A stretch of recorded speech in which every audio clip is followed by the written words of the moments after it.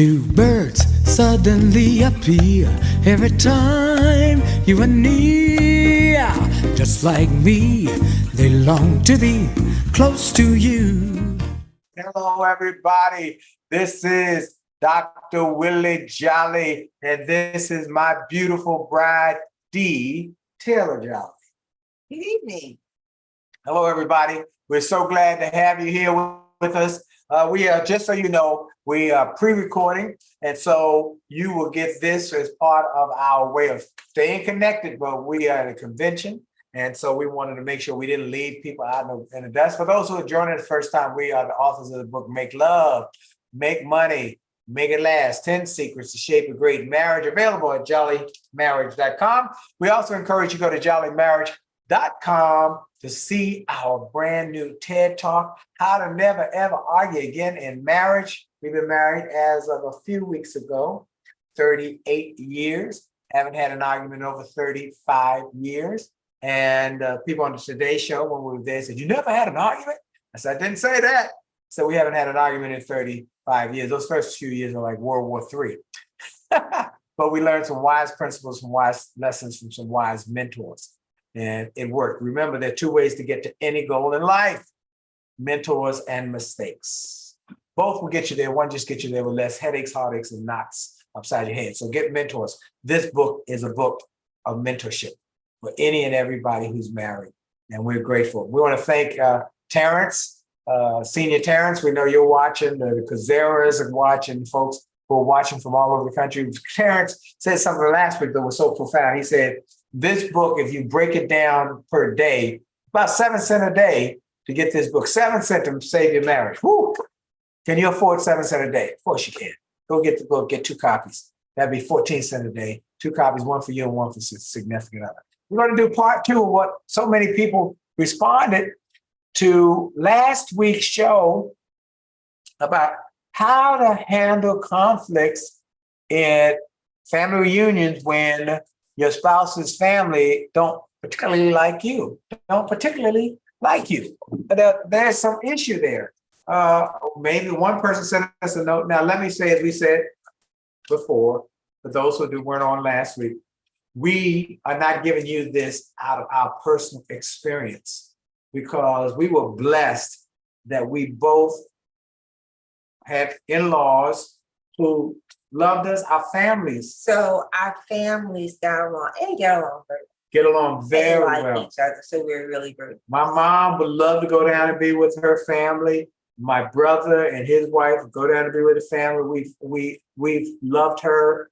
My family loved her and embraced her, and her family definitely embraced me, because I came with a bonus child who they embraced as just one of their own, and to this day does. And so we're very grateful. We have had a great, and my brother-in-law, I love my brother-in-law. He's Outrageous. Ooh, he's live and loud and proud and alive and always. He's a preacher, and he and his wife, they are awesome, and he is loud and makes no qualms about it. All right. So last week we had quite a conversation, quite a discussion about ideas to help people when they're dealing with going to reunions. This time of the year when you go to family reunions, family get-togethers, family cookouts, sometimes they can be very, very uncomfortable. You know, I thought What's that? some reunions, so we had the family reunion this past weekend, but you also had a class reunion. So I think some of the you had an all-class reunion. Yeah, but you know what? That's similar. I don't think, no. Concepts apply. I don't, well, maybe so, but you know what? The class reunion, you always gonna have haters. You know, that's life. But I'm grateful for my class reunion, because no one was negative. Everybody was positive. Everybody was grateful that we were all together. I got to see my friends who are proud of my successes. I'm proud of their successes. We have a great time seeing each other. And as I told someone, these are the people who've known me since I was broke, busted, and disgusted. These are the ones who knew me. So I don't see it as much in the class reunion. And as my friend Larry Allen said, he said, Willie, I study how you move in and out of these different groups, making sure that everybody feels important. And that's important to make everybody else feel important. But we also want to focus on the family reunion because that's where a lot of drama comes from. And people who send us the notes are saying, I don't want to go. I want to bow out of my spouse's family reunion, but then I'll look odd if I do that because they'll wonder why, and it's already drama. So you gave some great points last time. I want to make sure we cover those in case somebody, before we go forward. Okay, give some of the things that you should do when you at a family. When you are attending a family event gathering. I said, number one, smile. Or at least have a pleasant expression on your face so that you are approachable. Right. At least they think that you are approachable. Smile. Even got 32, 22, or 2. Whoa. There's just smile. Okay, go ahead. Initiate conversations. You be the one. Right. And you said some good conversations about how do you fit in the family? What's your relationship? So you need to initiate the conversation by having memorized some open-ended questions that you can ask. You say, why do I want to do that? Because you take the pressure off of yourself, right, by focusing in on the other person. Correct. To get them to talk. And then you also learn about them and their environment, family members, and everything. Right. Right. And you get to feel comfortable because you don't have to talk or provide any information. What you do need to do, though, the next part, now that you ask that open-ended question, you need to listen, or say actively, so that rather than aggressively, right? Because aggressive is, but actively. So you're watching them, so that then you can ask the next question to keep them engaged and keep them talking. As you are also quickly glancing, you can't be looking over their heads around the room, but you can also get more comfortable with what's going on around you. Right. Don't overlook them. Don't hey, yeah, I'm talking to you. No, but you can just quickly look at their eyes and just make sure you look at the periphery, but you know what's going on around you. So you'll Wait be, to other people. but you stay focused on them. Look them in the eye. Well, tell me more about that. Oh yeah. All right. And if somebody comes up to you, I have this happen all the time. I say, oh, well, give me 1 second. I just want to finish this point with, I'll be right with you. Tell me more. And then I got to go. You're able to wrap up the conversation and move on. Right. So you're going to smile, right? Or at least have a pleasant expression on your face. Be engaged. You might be scowling about something that has nothing to do with them, but people will make assumptions. Make assumptions. Which is always wrong. Right? Generally wrong. All right. So you're gonna smile. You're gonna initiate. You're gonna be the person who does the forward lean or introduces a question or something to say hello, so that you can get them to talk. And then you're gonna listen to what they're gonna say and move on, or be able to ask a related question to keep them engaged and pleasant. Mm-hmm. You can avoid difficult conversations, right? How do you avoid and say, don't have controversial conversations? Well, you got to have an exit strategy plan. What happens if they bring up something? Well, what do you think about when Susie Sue? So tell me two things that you can do. You can say, hold that point one moment. Let me excuse myself and go to the bathroom, or to the ladies' room, or to the men's room, right? I got to go to the bathroom real quick. Hold that thought, because I want to get back to it. Or you can pivot the conversation. Pivot. Makes me think about change the topic. Change the topic. And if they try to keep pulling you back there, say, you know what? I'm not quite sure of that right now. Don't put yourself in a position where they're going to go back and say, you know what she said about boo boo boo or Bobby Bob? You don't want to be in that. You don't want to be in that. You don't want to be in that. Don't put yourself, don't give them any fuel for that conversation. Okay. As I said before, like my mom said, little people talk about people. Medium-sized people talk about things and big people talk about ideas. Right. So we want to talk ideas and find something positive, have something memorized, or a great idea, or a word of encouragement, or something that we can offer them. Right. Right. Avoid the booby traps. The booby traps that are waiting because they are all of them. Everybody who is with you is not for you. I think I heard that somewhere. Everybody who's with you is not for you. So they might be with you at this family reunion, but that don't mean they're for you. So they're waiting for you to. People like drama because they see it all on television. Right. Right. That's right. And they get excited when they see other people like, oh, fight, like that. What did you just say? Batman hit my hand.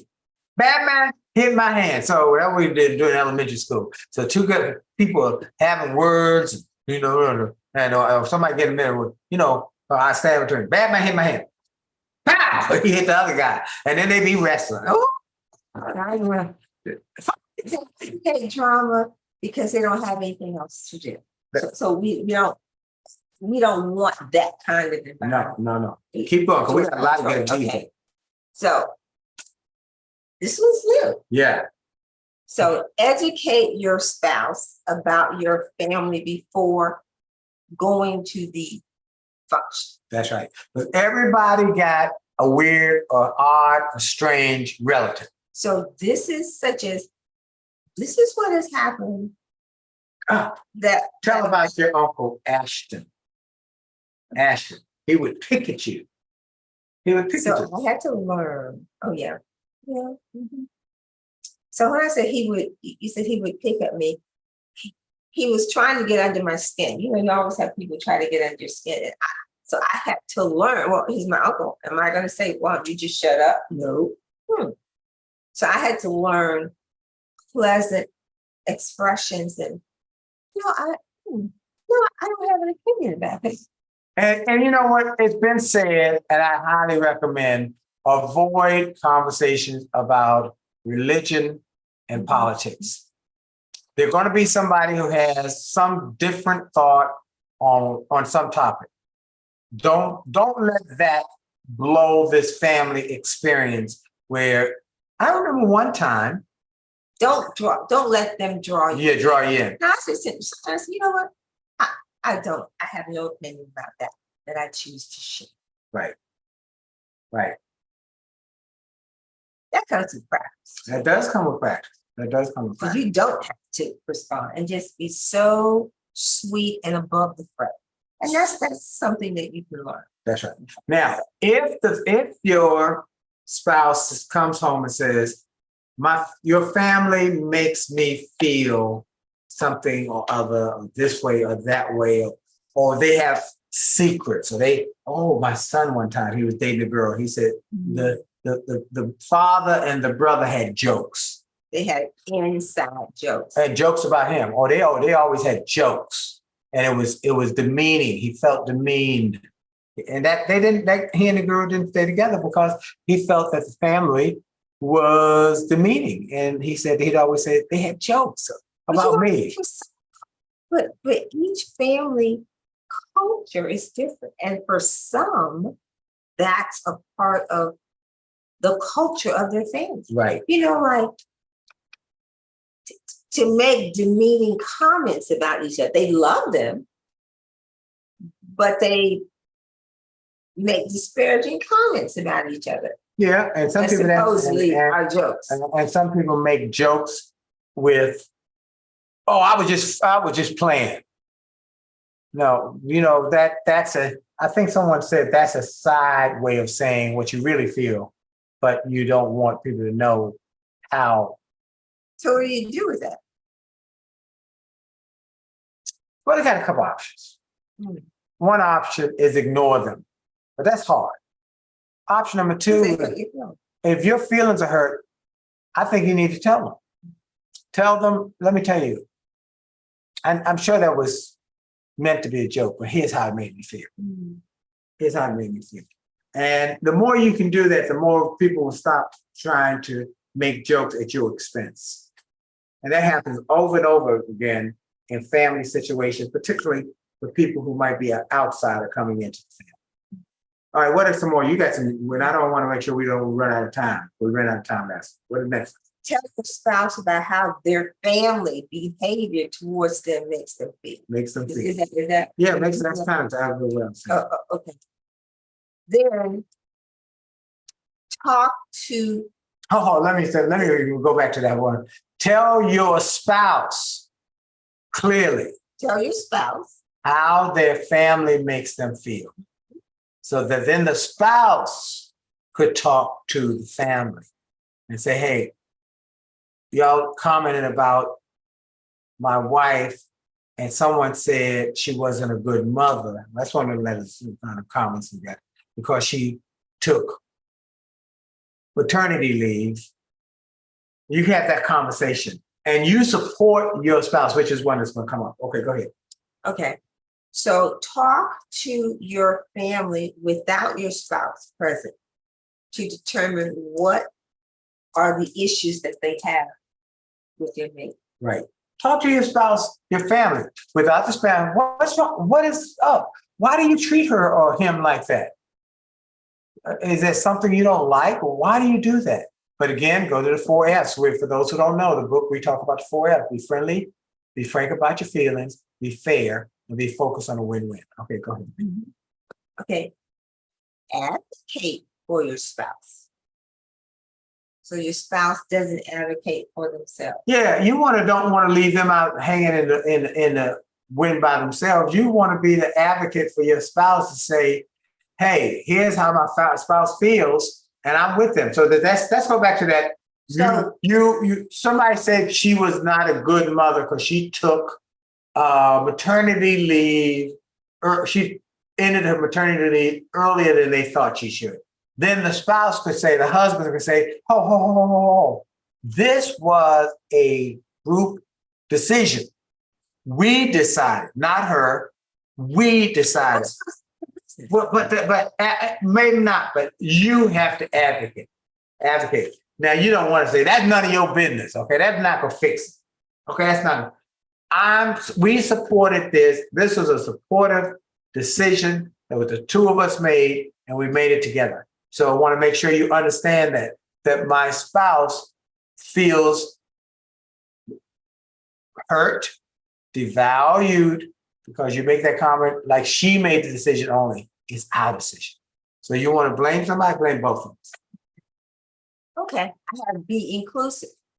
Look for those who seem to be alone or kind of on the side in the gathering and go and engage them in polite conversation. I think that's a smart thing to do. Find some ally in the family that who by themselves and, go sit, have some open-ended questions to ask and engage them. Right. Develop the relationship. That's how it grows. Okay. Okay, I offer to help and contribute to the function. And what does that mean? Help them set up decorations. So if you're there, bring a dish. Or cooking or organizing the game. Now, important though, don't overdo it. Don't become. Don't come in and take over. Don't take over, because then they say you're bossy. Or, they came in and no. What can I do to be of help? That's the kind of what can I do to be of help. And that's probably a call. That's a call or interaction beforehand. Yes. Great, I'm coming. What dish? What would you like for me to bring? Or I can bring wonderful cooking. Could I bring a dessert? Okay, a dessert. I can stop by the store and get a dessert. Right. Not home. But some people say, "Oh, I don't like the way she cooks." Right. I can go to my favorite bakery and get an apple pie, a cherry pie. Would that be of help? I can bring drinks. Or drinks. I can bring some soft drinks. What would that be? Would that be good? Okay. Tell me what I can do to be a part of this. Help any way I can. Okay. And then don't overdo where you start to take over, because then people get, they trying to come in and take over. Okay, go ahead. Okay. Be pleasant for the sake of your spouse. Woo, this is a big one. Be pleasant for the sake of your spouse. Do it for your spouse's sake. Make them look good in the eyes of their family members. Okay, here's like a bonus one. Forgive and and let it go in terms of the grudges. And it can be very hard. I think by the time we get to this one, if you're doing all these other things, you really are taking the high. Yes. Yep. Absolutely. And you want to take the high road. Okay.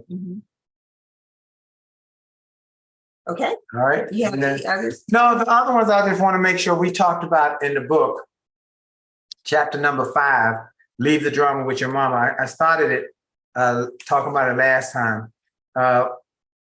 Always speak well of your spouse in public and in private. You don't want to ever say anything negative about your spouse to their family or anybody else. Never, never.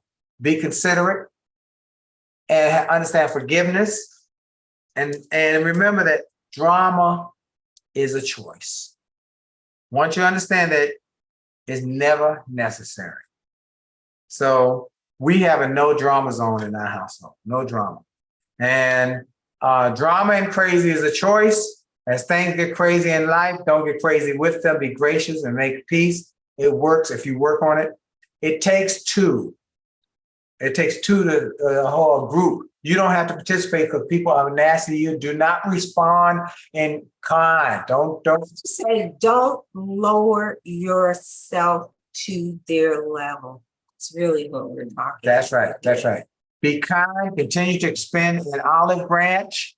Yeah, even if they don't take it, keep trying. And do all you can do so you have no regrets. Be considerate. Now, these are in the book. Be considerate always. Practice always thinking about your mate and how they feel and how it makes them feel and their families. Make your home a no drama zone. And when you go to family events, stay away from the drama queens and the drama kings because there's going to be some there. Don't participate with them. They got a lot of drama. And then when you see drama early, and folks, you know there's a predisposition to do that. So I'm not going to participate. I'm not going to be a part of that. Okay. I'm not. Gracious and charming and above the fray. That's right. That's exactly right. So cause travel. So we're going to just say to everybody, thank you for your time. Hope this one helped with everybody. And we hope you get some good information as you go to your family reunions, your family events. Go and tell folks, I'm so glad I'm here. What can I do to be a help? And I'm glad you invited me. And we're grateful to be here. And then when they get, and then one more thing, if it starts to get crazy, don't hang around. Exit. They started to have always have an exit strategy. That's right. That's right. That's right. So look, folks, thank y'all. We're going to go out on my music. Thank you. 2 copies of the book, one for you and one for your significant other. If you're not married, then we want you to get a one for you and one for the one who's coming or is there that is a prospect. So you can learn the prospect from the suspect. And then finally, that you share the book and give it to friends and family members who are getting married or in the process. All right, here we go. There we go with the music for the One Man Show. Hope y'all go to thecomebackshow.com. Find out what we're going to do it again. Here we go.